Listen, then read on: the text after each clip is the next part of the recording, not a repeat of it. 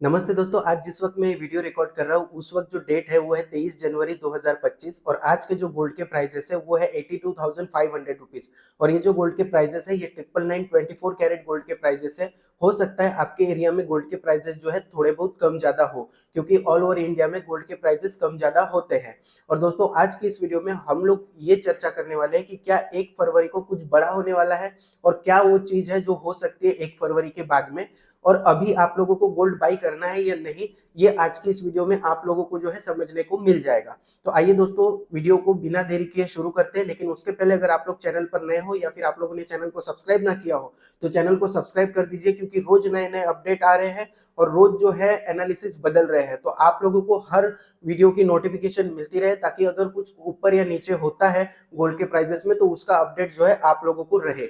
इसके लिए जो है चैनल को सब्सक्राइब कर दीजिए। तो देखिए दोस्तों, 1 फरवरी को जो है यूएस टैरिफ लगा सकता है कनाडा पे, उसके बाद में मैक्सिको पे और साथ ही साथ चाइना पे भी 10% जो है टैरिफ लगाने की बात हो रही है।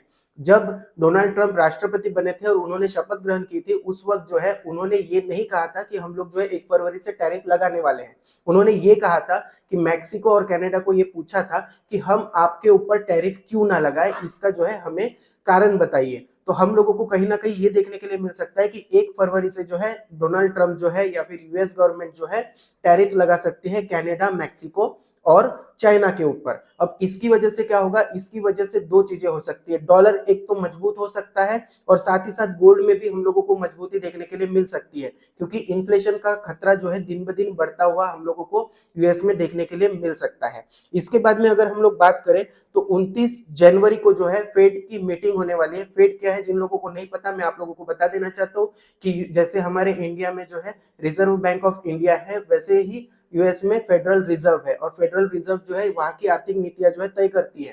तो फेडरल रिजर्व का आउटकम आने वाला है 29 जनवरी को और 30 जनवरी को जो है वहां की जीडीपी ग्रोथ का जो है कैलकुलेशन पता चलेगा। जीडीपी ग्रोथ क्या रही क्या नहीं रही ये पता चलेगा। इसकी वजह से ये हो सकता है कि आने वाले टाइम में, जैसे इस साल 2025 में फेड ने जो है 2 इंटरेस्ट रेट कट की बात की थी। अब ये इंटरेस्ट रेट क्या है, जैसे हमारे यहाँ रेपो रेट होता है वैसे फेडरल रिजर्व जो है इंटरेस्ट रेट रखता है। जैसे कि पहले 2019 के पहले 2018 के पहले जो है यूएस में जो इंटरेस्ट रेट होता था वो 2% से कम होता था, लेकिन 2019 के बाद में ये बढ़ते बढ़ते 5% के करीब आ गया है और उसमें जो है इंटरेस्ट रेट कट करने की जो है बात की जा रही थी। तो अगर इंटरेस्ट रेट कट होते तो हम लोगों को कहीं ना कहीं जो है गोल्ड में हलचल दिखाई देती, लेकिन अब ये हो सकता है कि इंटरेस्ट रेट में कट डाउन ना हो। तो इसकी वजह से भी हम लोगों को गोल्ड के प्राइसेस जो है लगातार बढ़ते हुए नजर आ रहे हैं। इसी के साथ साथ दोस्तों, हम लोग अगर बात करें इंडियन गवर्नमेंट की, तो इंडियन गवर्नमेंट, हम लोग जो है यूएस की तरफ नजर रखते हुए ये चीज भूल जाते हैं कि इंडियन गवर्नमेंट जो है कोलैबोरेशन की गवर्नमेंट है, यानी कि गठबंधन की सरकार है। और इसमें भी बहुत सारा खतरा होता है यूएस का, डोनाल्ड ट्रंप का, क्योंकि डोनाल्ड ट्रंप हो गए या फिर यूएस की राजनीति हो गई, ये दुनिया भर में जो है उठापटक करवाने की कोशिश करते रहती है। तो अभी अभी हम लोगों को सुनने के लिए ये भी मिला था कि जो मणिपुर है वहां पे जो जेडीयू है, जेडीयू की पार्टी ने बीजेपी से जो है अपना जो समर्थन है वो हटा लिया था, लेकिन बाद में जो है जेडीयू ने क्लियर किया कि हम लोगों से इन्होंने जो है बात ही नहीं की थी। तो हम लोगों की जो है अभी गठबंधन की सरकार है और इसके लिए हमारी सरकार को बहुत सतर्क रहने की जो है कोशिश करनी पड़ रही है। इसीलिए आप लोगों ने ये भी देखा था कि ट्रंप को खुश करने के लिए कहीं ना कहीं हम लोगों ने जो अपने 18,000 इलीगल इमिग्रेंट जो यूएसए में है उनको जो है वापस बुलाने की जो है बात भी की हुई है। तो हम लोगों को कहीं ना कहीं देखने के लिए मिल रहा है कि हम लोगों की गवर्नमेंट भी थोड़ी बहुत जो है डरी हुई है।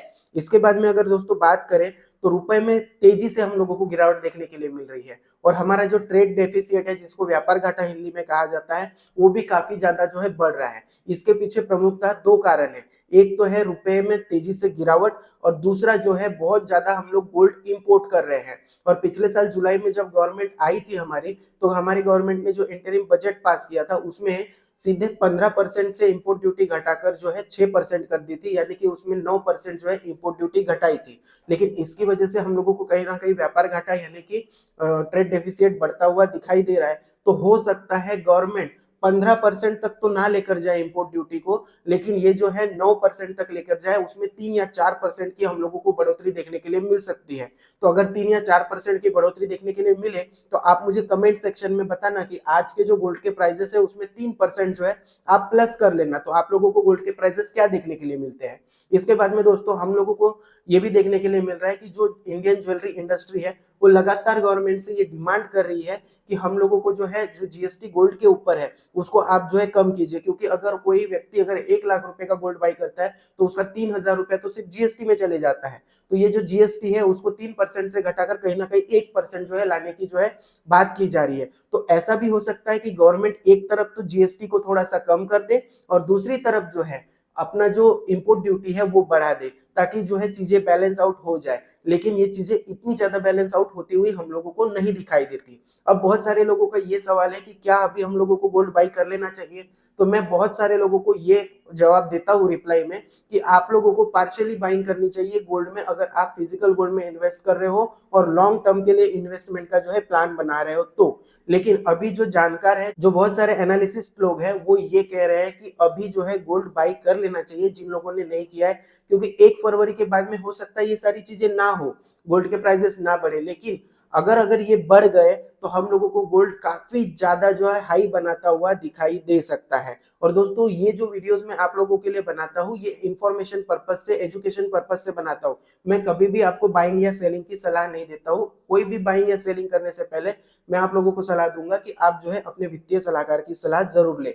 दोस्तों उम्मीद करता हूँ ये जानकारी आपको पसंद आई हो, और जानकारी अगर पसंद आई हो तो चैनल को जो है सब्सक्राइब कर दीजिए, क्योंकि अगर कुछ भी इसमें अपडेट में ऊपर या नीचे आता है तो मैं आप लोगों को कंटिन्यू इसकी जानकारी जो है 1 फरवरी तक देने की कोशिश करूंगा। आज का ये वीडियो पसंद आया तो इसको लाइक कर दीजिए, दोस्तों के साथ शेयर कर दीजिए, चैनल पर नए हैं तो चैनल को सब्सक्राइब कर दीजिए। आज के लिए बस इतना ही, थैंक यू।